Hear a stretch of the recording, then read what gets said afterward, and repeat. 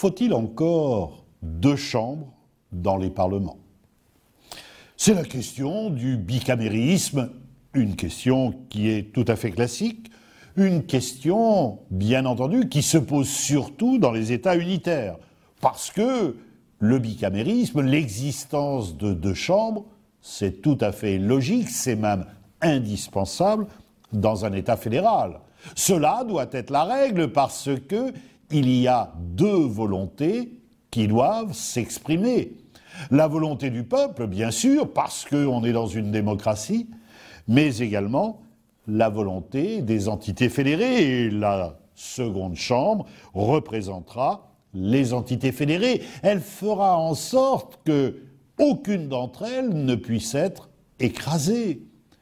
Aux États-Unis, le petit Rhode Island, grâce à ses 2 sénateurs au Sénat, n'est pas écrasé par la gigantesque Californie, qui elle aussi n'a que 2 sénateurs.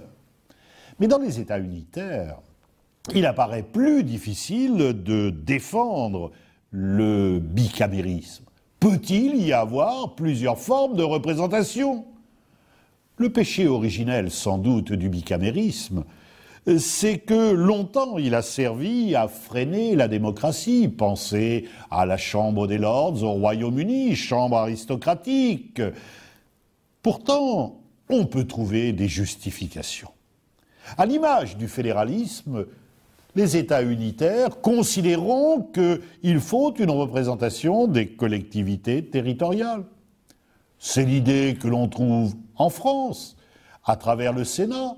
C'est l'idée que l'on trouve dans d'autres États, en Afrique, prenons le Congo par exemple, où l'objet de la 2e chambre est de représenter aussi les collectivités territoriales.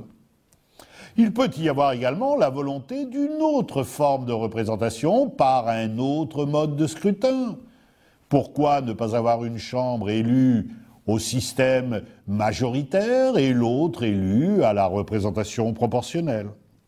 Mais surtout, l'idée, c'est d'avoir une chambre de réflexion qui va éviter toute précipitation dans la procédure législative. La question sera cependant celle des pouvoirs de cette chambre. Parce que si cette 2e chambre, élue de façon moins directe, avec une légitimité qui peut être plus facilement contestée, si cette seconde chambre a des pouvoirs égaux à la première, on ira contre la démocratie.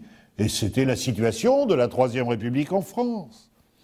La justification d'une 2e chambre n'est possible finalement que s'il n'y a pas d'arrière-pensée politique, si on ne cherche pas à offrir à un courant politique une sorte de rente de situation.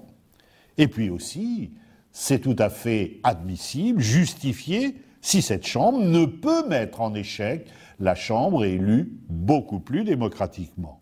Finalement, on peut très bien admettre une seconde Chambre, mais alors, elle devra être une Chambre de sages au pouvoir limité.